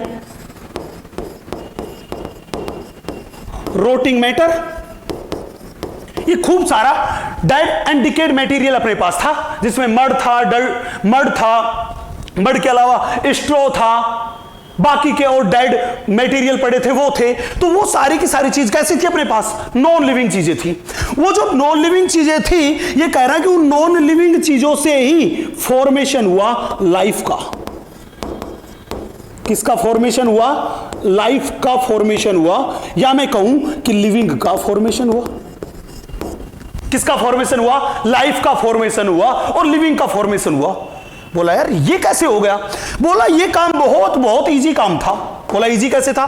बोला ये जो नॉन लिविंग थिंग थी ये नॉन लिविंग थी सडनली, या मैं कहूं ये नॉन लिविंग थिंग सडनली और स्पॉन्टेनियसली स्पॉन्टेनियसली किस में कन्वर्ट हो गई? लिविंग थिंग में कन्वर्ट हो गई, या इन्होंने स्पॉन्टेनियसली किसका फॉर्मेशन कर लिया? लाइफ का फॉर्मेशन कर लिया। किसका फॉर्मेशन कर लिया? लाइफ का फॉर्मेशन कर लिया। हाँ कि ना? अब बात करते हैं एनसीईआरटी माता क्या कहती है। देखिए क्या कहती है। ये क्या कहती है कि life arose spontaneously from non living things. मैंने यही तो बोला कि नॉन लिविंग थिंग जो थी उससे स्पॉन्टेनियसली किसका फॉर्मेशन होगा? लिविंग थिंग, और लाइफ का फॉर्मेशन हो गया। हाँ कि ना? वो नॉन लिविंग थिंग अपने पास क्या हो सकती है? देखिए क्या कह रही है। ये कह रहा है life came out of decaying and rotting matter like straw, mud etcetera. तो मैंने ये कहा कि ये नॉन लिविंग थिंग क्या थी मेरे पास? डिकेइंग एंड रोटिंग मटेरियल था। ये जो मेरे पास डिकेइंग एंड रोटिंग मटेरियल था जिसमें मड आ गया, स्ट्रॉ आ गया, मेरी बात क्लियर है, और अदर डेड मटेरियल आ गए, वो सारी की सारी चीजें थी, वो स्पॉन्टेनियसली सडनली किस में कन्वर्ट हो गई? वो सडनली लाइफ में और लिविंग चीजों में कन्वर्ट हो गई। और इस तरह से इन्होंने कहा कि नॉन लिविंग चीजों से सडनली लिविंग चीजों का फॉर्मेशन हुआ। किसके थ्रू? नॉन लिविंग चीजों के थ्रू। इसलिए हमने कह दिया ए बायोजेनेसिस। ए मतलब एब्सेंट, बायो का मतलब लाइफ, और जेनेसिस का मतलब ओरिजिन या सिंथेसिस। तो इसने क्या कहा कि नॉन लिविंग जो चीजें थी उनसे किसका फॉर्मेशन हुआ? किसका ओरिजिन हुआ? लिविंग का ओरिजिन हुआ। इसीलिए हमने इसको कहा ए बायोजेनेसिस थ्योरी। अब नॉन लिविंग चीजों से लाइफ बनी, वो बनी सडनली और स्पॉन्टेनियसली, इसीलिए हमने इसको बोल दिया स्पॉन्टेनियस जनरेशन थ्योरी। इसीलिए क्या बोल दिया? Spontaneous generation theory. अब भैया बहुत सारे लोगों ने इसे नहीं भी माना, लेकिन कुछ लोगों ने इसको सपोर्ट भी किया। तो इनको सपोर्ट करने वाले में सबसे टॉप लिस्ट पे अपने पास था, वो साइंटिस्ट का नाम था वॉन हेलमोंट। तो किसने सपोर्ट किया? Supported by van Helmont. बेटा वॉन हेलमोंट नाम का साइंटिस्ट जो था उसने इस बायोजेनेसिस जो थ्योरी थी इसको सपोर्ट किया। उसने कहा कि ए बायोजेनेसिस थ्योरी और स्पॉन्टेनियस जनरेशन थ्योरी एकदम सही थ्योरी है। बिल्कुल इन नॉन लिविंग चीजों से ही लाइफ और लिविंग चीजों का फॉर्मेशन हुआ है। हाँ कि ना? चले भैया अपने आगे चले। अब बहुत सारे साइंटिस्ट इनकी इस बातों से सेटिस्फाइड नहीं थे। जब उन्होंने कहा कि यार हमें आपकी बात है वो डाइजेस्ट नहीं हो रही, हम इस बात से सेटिस्फाइड नहीं है, तो इन्होंने कहा कि अगर तुम सेटिस्फाइड नहीं हो तो तुम कोई इससे अच्छा आइडिया दे दो जिससे हम ये मान लें कि हाँ पक्का ऐसा ही हुआ होगा। बोला ठीक है हम ट्राई करते हैं। तो बच्चे इस थ्योरी के बाद हमारे पास एक बहुत इंपॉर्टेंट सी एक और थ्योरी आई जिस थ्योरी को हम बोलते हैं बायोजेनेसिस थ्योरी। कौन सी थ्योरी बोलते हैं? बायोजेनेसिस। मैंने कहा कि थर्ड नंबर पे जो थ्योरी आई वो कौन सी आई थी? Spontaneous generation. और इसके बाद फोर्थ नंबर पे जो थ्योरी आई उसको हमने कह दिया बायोजेनेसिस थ्योरी। बेटा बायोजेनेसिस थ्योरी क्या कहती है? बहुत ध्यान से देखना। ये बायोजेनेसिस थ्योरी जो थी, इस बायोजेनेसिस थ्योरी को दो साइंटिस्ट ने दिया। पहला साइंटिस्ट था हक्सली एंड दूसरा साइंटिस्ट था हार्वे। इन दोनों साइंटिस्ट लोगों ने मिलकर इस बायोजेनेसिस थ्योरी को दिया। जैसे मैंने बताया कि ए बायोजेनेसिस का मतलब था नॉन लिविंग से लिविंग का फॉर्मेशन। हाँ कि ना? इसलिए इसको क्या कहा था? ए बायोजेनेसिस। सिमिलरली जब भी करे बायोजेनेसिस तो मैं कहूंगा बायो मतलब लाइफ और जेनेसिस का मतलब ओरिजिन, कि लिविंग जो चीजें थी उन लिविंग चीजों से ही नई लिविंग चीजें बनी। मतलब पहले से उपस्थित, पहले से प्रेजेंट जो लिविंग ऑर्गेनिज्म थे उन्हीं से न्यू लिविंग ऑर्गेनिज्म्स का क्या हुआ? फॉर्मेशन। ये किसने कहा? ये कहा बायोजेनेसिस थ्योरी ने। इस बायोजेनेसिस थ्योरी की एक बहुत बढ़िया सी टैगलाइन थी। क्या टैगलाइन थी? इसकी टैगलाइन थी ओमनिस विवम एक्स विवो। आपको बता दूं ये जो विवम वर्ड है, इधर ये विवो वर्ड है, इन दोनों वर्ड का मतलब होता है ऑर्गेनिज्म। इन दोनों वर्ड का क्या मतलब होता है? ऑर्गेनिज्म। ओमनिस विवम एक्स विवो, ये कौन सी थ्योरी की टैगलाइन थी? ये अपने पास टैगलाइन थी बायोजेनेसिस थ्योरी की। अब सवाल था सर ये वर्ड जो आपने बोला ओमनिस विवम एक्स विवो, इस वर्ड का मीनिंग क्या है? क्या मतलब है? बेटा इस वर्ड का मतलब है कि न्यू लाइफ जो होती है, उस न्यू लाइफ और न्यू ऑर्गेनिज्म का फॉर्मेशन जो होता है वो प्री एग्जिस्टिंग ऑर्गेनिज्म से होता है। किससे होता है? प्री एग्जिस्टिंग ऑर्गेनिज्म से। तो इसका मतलब क्या हुआ? इसका मतलब हुआ प्री एग्जिस्टिंग ऑर्गेनिजम्स जो थे उन्हीं से फॉर्मेशन किसका हुआ? न्यू ऑर्गेनिजम्स का, या मैं कहूं न्यू लाइफ का, न्यू ऑर्गेनिजम्स का या न्यू लाइफ का। तो जब भी कहे कि एबायोजेनेसिस थ्योरी ने क्या कहा? एबायोजेनेसिस थ्योरी ने यह कहा कि नॉन लिविंग थिंग्स जो है उनसे लाइफ और लिविंग का फॉर्मेशन हुआ स्पॉन्टेनियसली या सडनली, जबकि बायोजेनेसिस थ्योरी क्या कहती है कि नॉन लिविंग चीजों से लिविंग चीजें नहीं बनी, लिविंग चीजों का फॉर्मेशन पहले से प्रेजेंट जो लिविंग थे, प्री एग्जिस्टिंग ऑर्गेनिजम्स या प्री एग्जिस्टिंग लिविंग ऑर्गेनिजम्स जो थे उन्हीं से न्यू ऑर्गेनिजम्स और न्यू लाइफ का फॉर्मेशन हुआ। ऐसा कौन सी थ्योरी ने कहा? बायोजेनेसिस थ्योरी ने। और इसकी टैग लाइन थी that is omnis विवम x Vivo. इसका मतलब होता है कि प्री एग्जिस्टिंग लिविंग ऑर्गेनिजम्स से फॉर्मेशन होता है किसका? लिविंग ऑर्गेनिजम्स का और न्यू लिविंग ऑर्गेनिजम्स का। तो ये क्या कहती है कि न्यू लाइफ्स या new living organisms was arrows from pre existing organisms और प्री एग्जिस्टिंग लाइफ। हां कि ना? ये थ्योरी क्या कहती है कि पक्का उस टाइम पे न्यू ऑर्गेनिजम्स जो थे उनका ओरिजिन जो हुआ होगा वो प्री एग्जिस्टिंग ऑर्गेनिज्म से हुआ होगा। ऐसा किसने कहा? ऐसा कहा बायोजेनेसिस थ्योरी ने। और बायोजेनेसिस थ्योरी की ये बात आते ही मैं कह दूं कि इस थ्योरी ने तुरंत के तुरंत इस बायोजेनेसिस थ्योरी को क्या कर दिया? डिसअप्रूव्ड। क्या कर दिया? डिसअप्रूव्ड। तो मैंने कहा कि ये जो थ्योरी थी दैट इज बायोजेनेसिस थ्योरी, इसने किसको डिसअप्रूव किया? इसने डिसअप्रूव किया, इसने डिसअप्रूव किया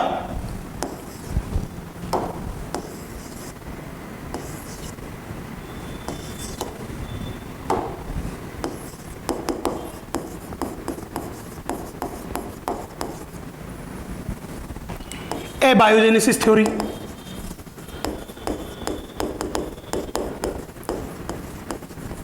किसको डिसअप्रूव किया? बायोजेनेसिस थ्योरी को। हां कि ना?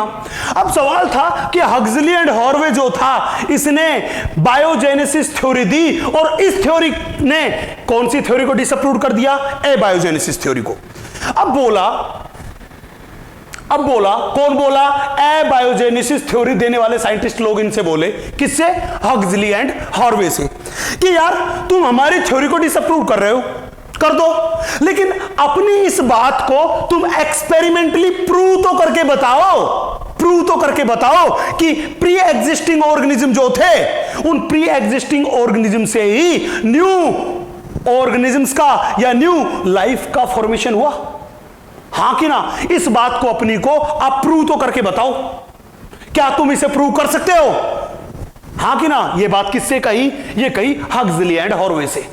तो भैया जब यहां पे ये क्वेश्चन उठ के आया तो कई सारे साइंटिस्ट लोग आए जो ये कहने लगे कि भाई साहब ये बायोजेनेसिस थ्योरी जो है ये एकदम सही थ्योरी है, हम इसको सपोर्ट करते हैं। और इनको सपोर्ट करने वाले में एक वेल नोन चेहरा था। उस वेल नोन चेहरे, उस बहुत फेमस साइंटिस्ट का नाम था लुईस पास्चर।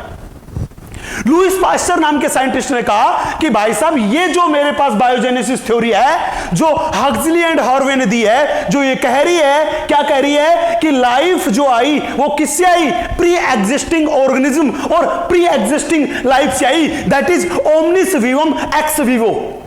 ये एकदम सही है। तो बोला कि यार तू जब इसको बार बार सही सही सही चिल्ला रहा है तो तू क्यों नहीं इसको प्रूव करके बता देता हमसे कि ये सही है कि गलत है?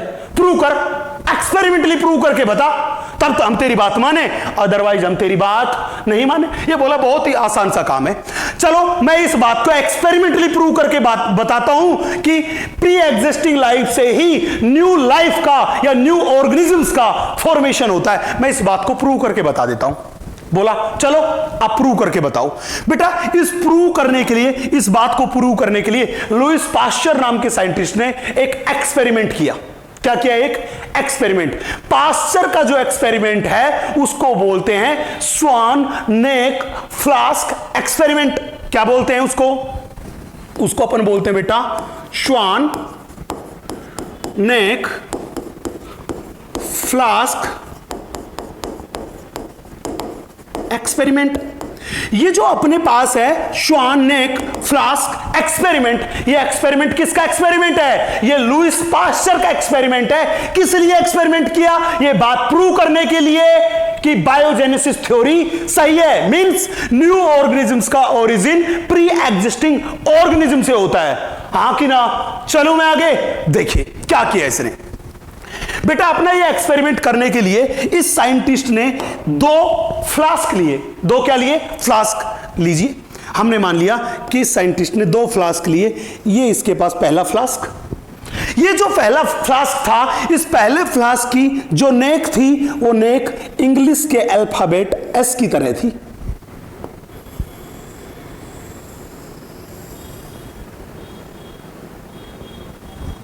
इंग्लिश के अल्फाबेट एस की तरह थी, या मैं सीधी लैंग्वेज में कहूं स्वान की तरह थी, जैसे स्वान की नेक होती है। हाँ कि ना? तो इस फ्लास्क को हमने बोल दिया कि ये अपने पास क्या है? ये अपने पास है स्वान नेक फ्लास्क। ये अपने पास क्या है? स्वान नेक फ्लास्क। स्वान नेक फ्लास्क कहूं या मैं कहूं एस शेप्ड नेक फ्लास्क, दोनों एक ही बात है। चलो भैया हम आगे। नेक्स्ट, दूसरा जो इसने फ्लास्क लिया वो दूसरा फ्लास्क ये वाला फ्लास्क है। दूसरा फ्लास्क हमने मान लिया इसका ये वाला फ्लास्क है। ये जो फ्लास्क है इसकी नेक जो है वो नेक है स्ट्रेट। या मैं कहूं कि स्वान नेक फ्लास्क जो था दूसरा, उसकी नेक को यहां से तोड़ दिया। तोड़ने के बाद ये बिल्कुल स्ट्रेट नेक बची, तो मैं इसको कह दूं कि ये मेरे पास क्या है? ये ब्रोकन नेक फ्लास्क, या मैं कहूं स्ट्रेट नेक फ्लास्क। तो ये मेरे पास क्या है? ये मेरे पास क्या है? ये मेरे पास है ब्रोकन नेक फ्लास्क, और मैं कहूं स्ट्रेट नेक फ्लास्क। स्ट्रेट नेक फ्लास्क। चले भैया, इसने 2 फ्लास्क लिए। मैंने इसको नाम दे दिया फ्लास्क ए और इसको नाम दिया फ्लास्क बी। चलो भैया मैं आगे। अब क्या काम किया? अब इन्होंने क्या काम किया कि ये जो फ्लास्क थे, इन दोनों फ्लास्क में शुगर एंड किल्ड यीस्ट जो थे उनसे बना हुआ एक सिरप और मैं कहूं सॉल्यूशन ले लिया। क्या ले लिया भैया? मैंने कहा कि इन्होंने अपना ये जो फ्लास्क था इस फ्लास्क के अंदर भर लिया। ये लीजिए ग्रीन कलर वाला मटेरियल।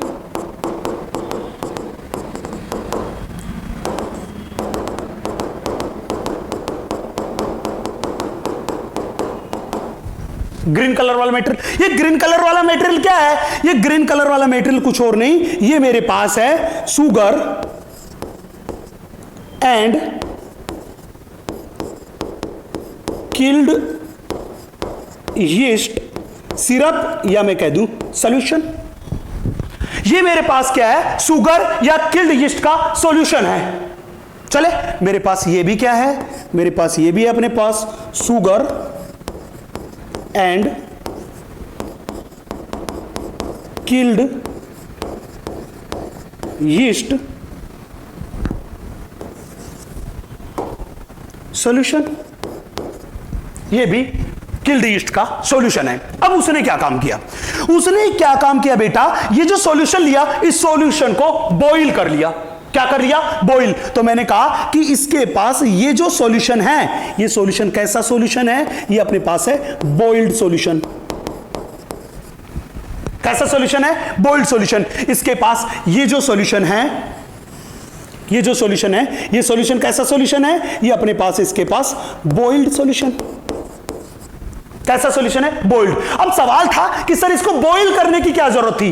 बेटा इस सॉल्यूशन को बॉईल करने की जरूरत थी इसलिए थी क्योंकि यहां पे प्रेजेंट कोई भी माइक्रो ऑर्गेनिज्म अगर होगा, जब इसको अपन आग पे रख देंगे, इसको गर्म करेंगे, तो ये पूरे के पूरे सिस्टम पूरे के पूरे ये जो फ्लास्क एंड इस सॉल्यूशन में प्रेजेंट अगर कोई भी माइक्रो ऑर्गेनिज्म रहेगा तो वो माइक्रो ऑर्गेनिज्म क्या हो जाएगा, किल हो जाएगा। मतलब ये जो सॉल्यूशन है, ये जो मेरे पास फ्लास्क है, ये क्या हो जाएंगे, इनका स्टेरिलाइजेशन हो जाएगा। मतलब ये बॉइल हो गया। तो मैं सीधी लैंग्वेज में एक बात करूं कि ये कैसा हो गया,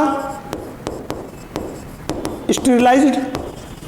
कैसा हो गया, स्टेरिलाइज्ड। ये कैसा हो गया, बॉइल्ड हुआ। तो बॉइल्ड होने के बाद ये हो गया मेरे पास स्टेरिलाइज्ड सॉल्यूशन। मतलब अब इसमें कोई भी माइक्रो ऑर्गेनिज्म प्रेजेंट नहीं है। इनिशियली पूरा का पूरा जो है ये माइक्रो ऑर्गेनिज्म फ्री और मैं कहूं लाइफ फ्री मीडियम है मेरे पास, हाँ कि ना। अब उन्होंने इन दोनों के दोनों फ्लास्क को कुछ दिनों के लिए रख दिया, इन्होंने कुछ दिनों के लिए रख दिया, हाँ कि ना। जब इनको कुछ दिनों के लिए रख दिया और कुछ दिनों के लिए रखने के बाद उन्होंने इन दोनों फ्लास्क नंबर ए और फ्लास्क नंबर बी जो था, इन दोनों के अंदर जो ये सॉल्यूशन था, इस सॉल्यूशन को अंडर द माइक्रोस्कोप चेक करके देखा। जब चेक करके देखा, उसको एनालिसिस किया, कुछ दिनों के बाद मैंने बोला कि इन्होंने क्या किया, ये जो सॉल्यूशन था इसको किया एनालिसिस। क्या किया भैया, इसको एनालिसिस किया कुछ दिनों के बाद। तो मैंने बोला इन्होंने क्या किया, एनालिसिस आफ्टर फ्यू डेज। जब कुछ दिनों के बाद एनालिसिस किया तो उन्होंने क्या देखा कि ये स्वान नेक फ्लास्क जो था, इसमें माइक्रोब्स जो थे, माइक्रो ऑर्गेनिजम्स जो थे, ये माइक्रो ऑर्गेनिजम्स जो थे ये थे बेटा एब्सेंट। इसके अंदर माइक्रो ऑर्गेनिजम्स जो थे वो माइक्रो ऑर्गेनिजम्स क्या थे, एब्सेंट। लेकिन जब उन्होंने इस वाले सॉल्यूशन को कुछ दिनों के बाद एनालिसिस किया तो उसने क्या देखा कि इसके अंदर बहुत सारे छोटे छोटे छोटे छोटे माइक्रो ऑर्गेनिजम्स प्रेजेंट है। क्या प्रेजेंट है, मैंने बोला कि जब उसने इस वाले को एनालिसिस किया कुछ दिनों के बाद, मैंने बोला इसका क्या किया, एनालिसिस। जब इसको एनालिसिस किया तो क्या देखा कि इसमें माइक्रो ऑर्गेनिजम्स जो है वो है बेटा प्रेजेंट। इसमें माइक्रो ऑर्गेनिजम्स जो है वो क्या है बेटा, प्रेजेंट। माइक्रो ऑर्गेनिज्म प्रेजेंट है, हां कि ना।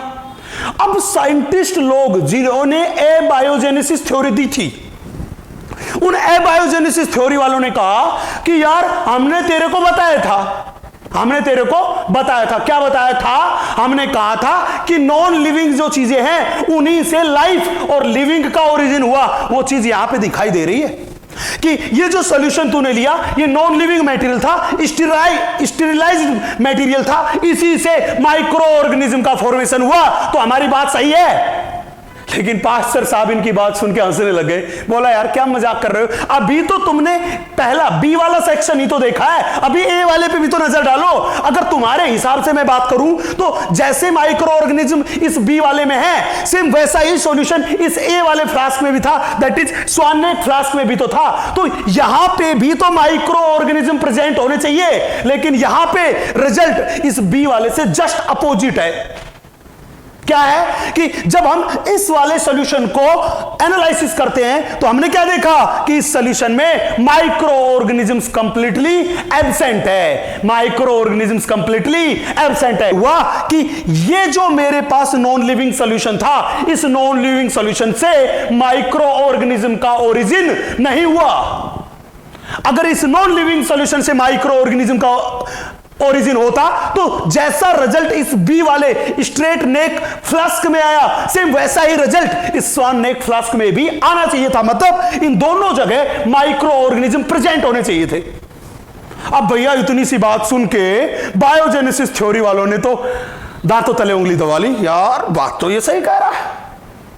लेकिन भाई वो इस बात को इतनी आसानी से मानने वाले नहीं थे। उन्होंने एक नया क्वेश्चन दाग दिया पास्टर साहब पे।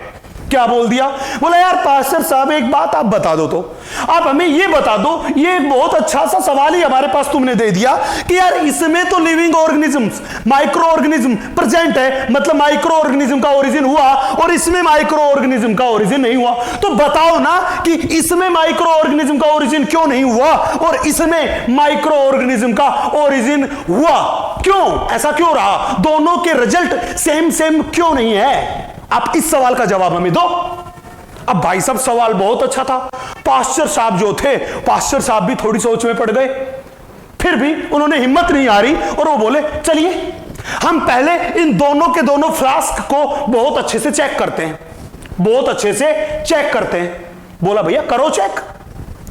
जब पास्टर साहब ने इन दोनों के दोनों फ्लास्क को बहुत अच्छे से चेक किया तो क्या देखा उसने? उन्होंने ये देखा कि अपने पास ये जो स्वान नेक फ्लास्क है, ये जो स्वान नेक फ्लास्क है, इस स्वान नेक फ्लास्क का ये जो कर्व्ड पार्ट है, इस कर्व्ड पार्ट में यहां पे बहुत सारे छोटे छोटे माइक्रो ऑर्गेनिजम्स थे। यहां पे बहुत सारे छोटे छोटे माइक्रो ऑर्गेनिजम्स थे। मैंने कहा ये जो मेरे पास येलो वाले हैं ये यहां पे प्रेजेंट ट्रैप्ड माइक्रो ऑर्गेनिजम्स है। ये क्या है मेरे पास? यहां पे प्रेजेंट ट्रैप्ड माइक्रो ऑर्गेनिजम्स है, हां कि ना? तो भाई साहब पास्टर साहब को पूरा का पूरा गणित समझ में आ गया कि यार ये जो माइक्रो ऑर्गेनिज्म जो यहां पे ट्रैप हुए, ये ट्रैप्ड माइक्रो ऑर्गेनिज्म जो है ये कहां से आए? ये पूरा का पूरा सीन क्या हुआ कि इसमें तो माइक्रो ऑर्गेनिज्म प्रेजेंट थे और इस सॉल्यूशन में नहीं थे। ये पूरी कहानी समझ में आ गई और उन्होंने एबायोजेनेसिस थ्योरी देने वाले लोगों को अपने पास बुलाया। बोला भैया आप आओ, मैं आपको समझाता हूं कि क्या हुआ।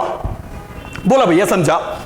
बोला आपको पता है कि ये बाहर की साइड हमारा एटमॉस्फेयर है, ये लीजिए। हमने बोला कि ये हमारा जो है एटमॉस्फेयर है, ये हमारी एयर है, ये हमारा एटमॉस्फेयर है, मतलब ये हमारी एयर है, हाँ कि ना? बिल्कुल ये एटमॉस्फेयर है। बोला हमारी जो एयर है, ये जो सराउंडिंग वाला एनवायरनमेंट है, इस सराउंडिंग वाले एनवायरनमेंट में, एयर में खूब सारे डस्ट पार्टिकल्स हैं एंड खूब सारे बहुत फाइन माइक्रो ऑर्गेनिजम्स इस एयर में सस्पेंडेड है। तो क्या बोला कि ये जो मेरे पास एयर है, इस एयर में खूब सारे माइक्रो ऑर्गेनिजम्स प्रेजेंट है। ये लीजिए, ये मैंने बोला एयर में प्रेजेंट क्या थे? ये मेरे पास यहां पे प्रेजेंट माइक्रो ऑर्गेनिजम्स है।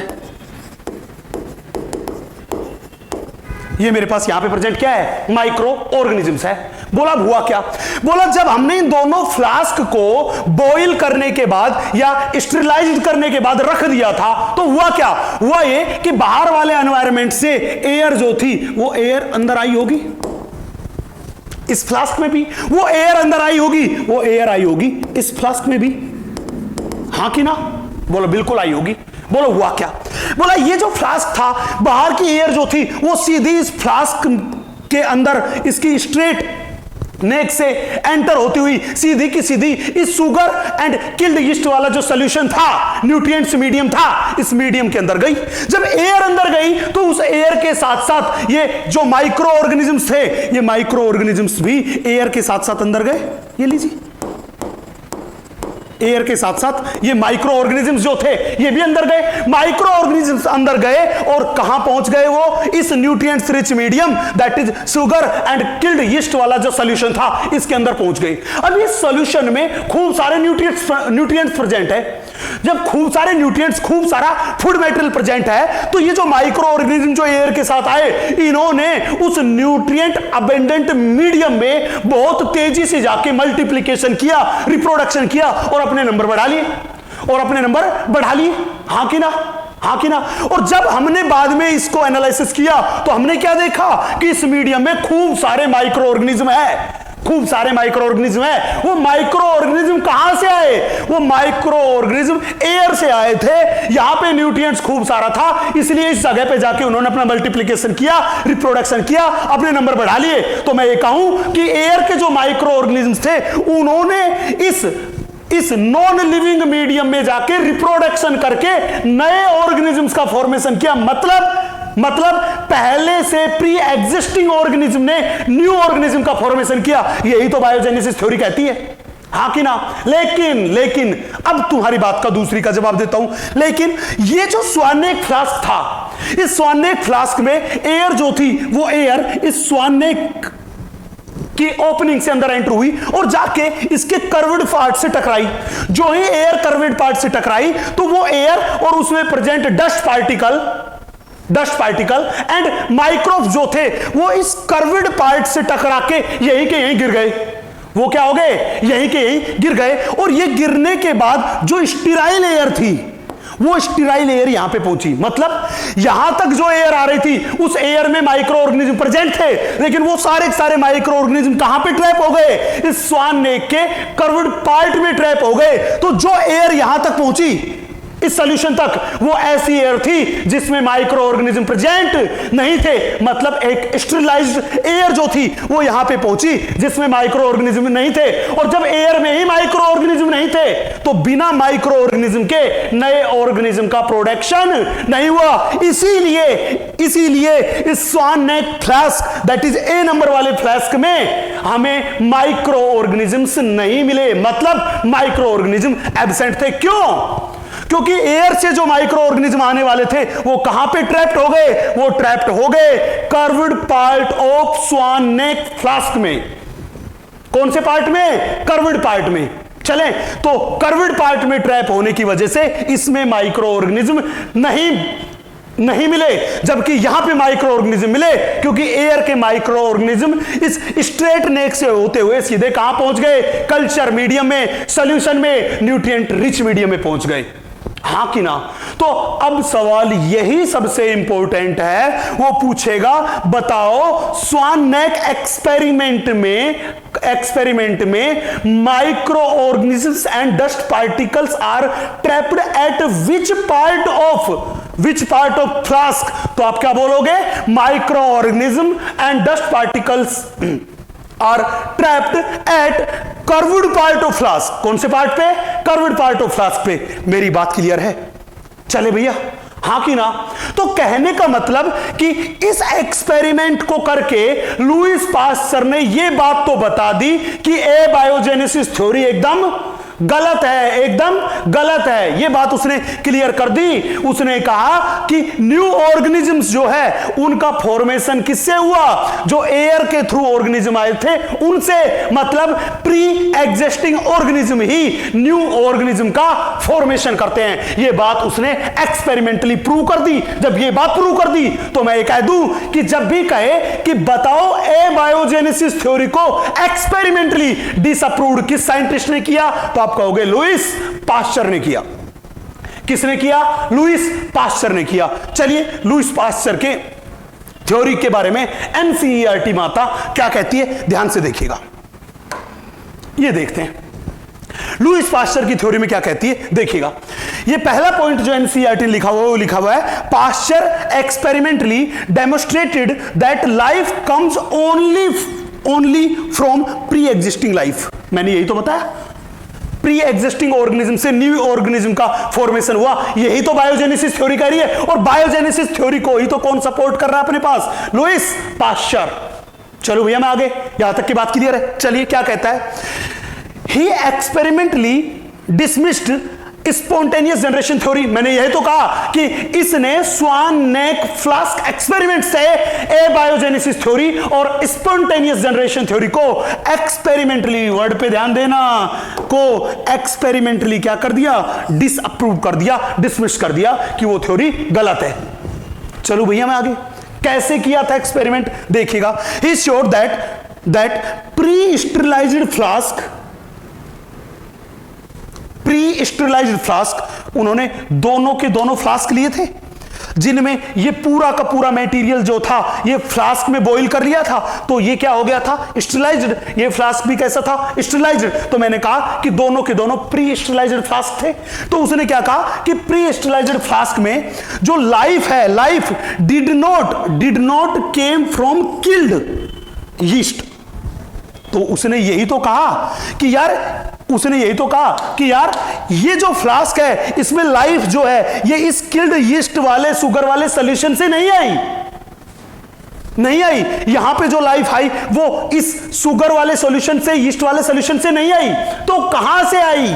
वो कह रहा है कि लाइफ कहां से आई? उन माइक्रो ऑर्गेनिज्म से आई जो एयर के साथ इनमें एंटर किए, that is pre existing micro organism से आई। तो यही बात करिए, life did not came from killed yeast while in another flask open to air.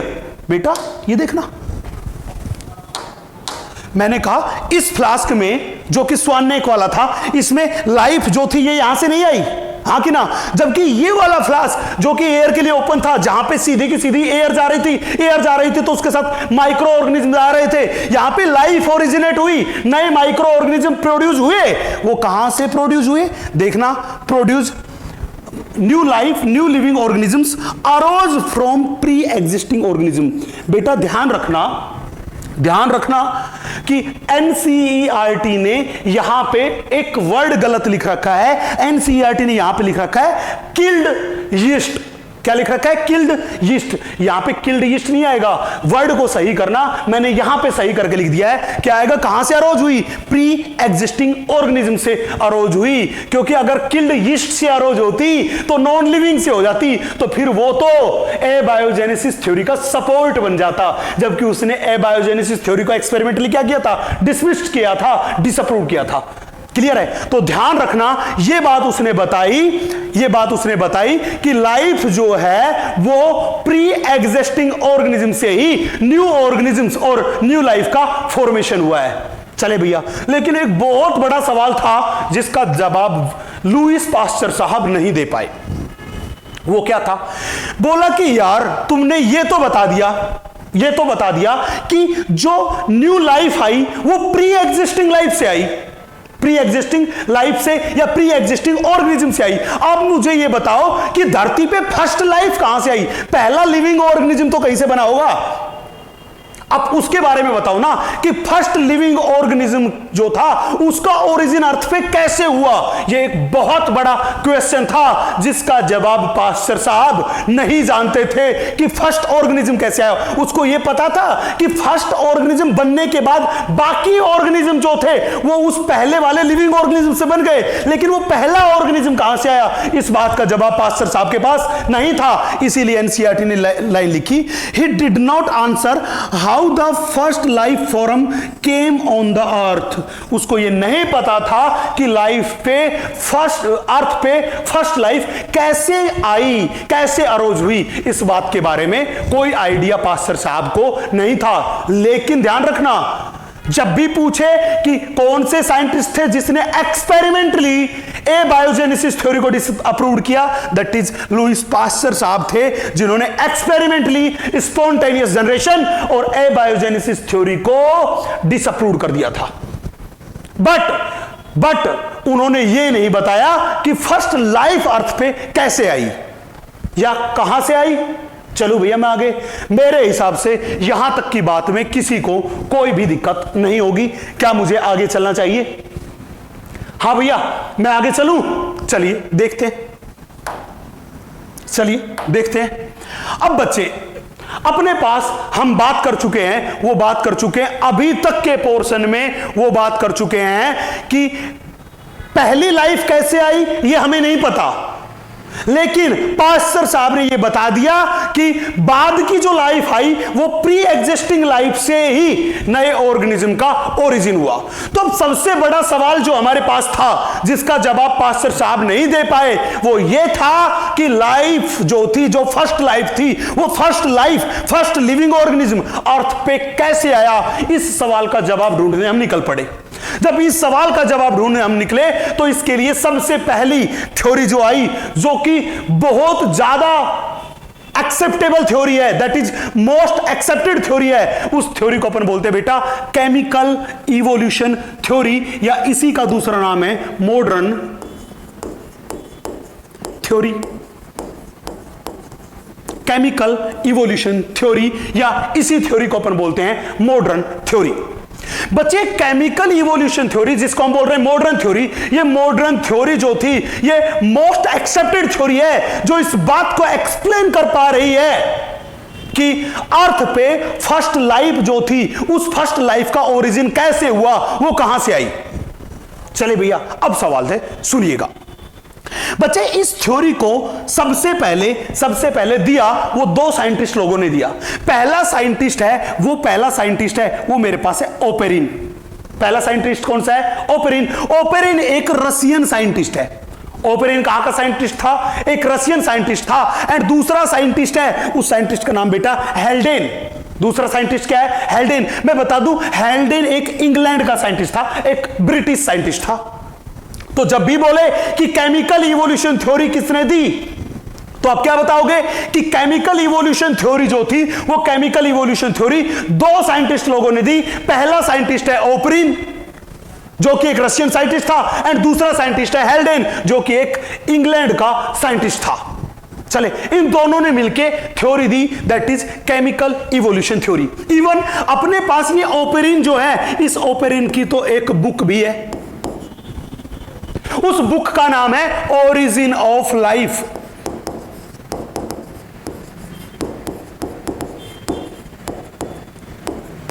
Book का क्या नाम है? Origin of life. सवाल बहुत फेमस है, name of the book of Oparin is, तो ध्यान रखना बुक का क्या नाम है? Origin of life. Origin of life किसकी बुक है? ओपेरिन की बुक है, जिसमें इसने इस केमिकल इवोल्यूशन थ्योरी के थ्रू उन्होंने एक्सप्लेन किया कि how first life came on the earth. यह बात उन्होंने एक्सप्लेन की थी, वो इस बुक में की थी, हां कि ना। अब सवाल यह था कि सर ये जो थ्योरी है, ये थ्योरी क्या कहती है? इस थ्योरी ने क्या कंक्लूजन्स निकाले? बच्चे ये जो थ्योरी है, ये थ्योरी ये कहना चाह रही है कि केमिकल मटेरियल जो था, तो अर्थ पे जो सी थे, उन सी पे ओशियन में खूब सारे कॉम्प्लेक्स ऑर्गेनिक कंपाउंड थे, केमिकल कंपाउंड थे। और जो केमिकल होता है वो नॉन लिविंग होता है। केमिकल कैसा होता है? नॉन लिविंग होता है। उन नॉन लिविंग केमिकल मटेरियल से ही अर्थ पे फर्स्ट लाइफ, और मैं कहूं फर्स्ट लिविंग ऑर्गेनिज्म जो था, वो ओरिजिनेट हुआ। वो क्या हुआ? ओरिजिनेट हुआ। लेकिन कैसे ओरिजिनेट हुआ? सबसे इंपॉर्टेंट सवाल अपने पास जो था, वो यही वाला सवाल था। हम इसी सवाल का जवाब ढूंढ रहे हैं कि धरती पे पहली लाइफ आई, तो वो आई कैसे?